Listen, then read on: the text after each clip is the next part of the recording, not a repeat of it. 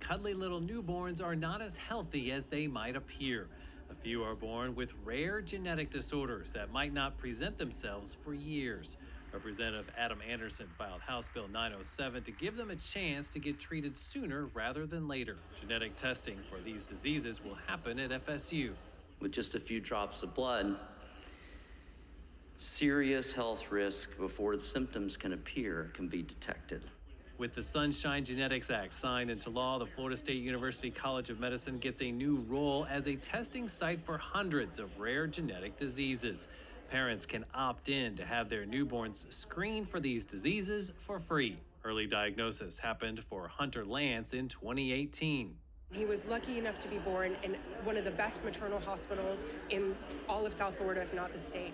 He was lucky enough to have an amazing geneticist who said, you know what, even though he doesn't appear to have all of these characteristics, we're going to test for it anyway because I just have a gut feeling that this might be it.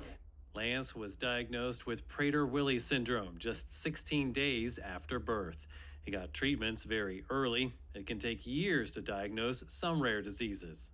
It was the difference between, my son being able to walk within 14 months, where so many members of our community maybe don't walk until they're 3, some until they're 4, some will be assisted for the rest of their lives.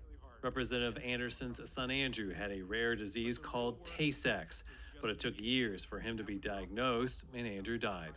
He hopes other families dealing with Tay-Sachs might never see the symptoms. There's clinical trials going on now where they're stopping the progression of these diseases, but they're not reversing the symptoms. The damage is done.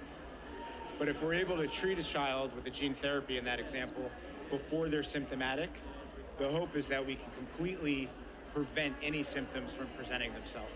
On July 9th, the state presented the FSU Institute for Pediatric Rare Diseases with a $7.5 million check for testing and research.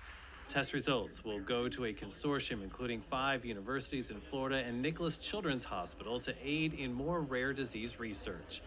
By law, the names of those newborns providing genetic data will not be shared with the consortium. FSU President Richard McCullough says it will work to find treatments for rare conditions that pharmaceutical companies find less profitable. They're hard problems, and it takes a long time to solve them.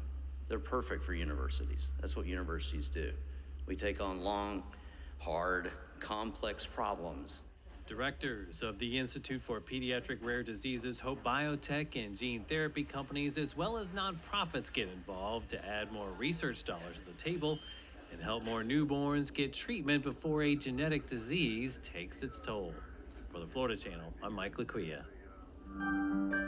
For more about this and other laws of Florida, visit the official website of the Florida Legislature at www.leg.state.fl.us.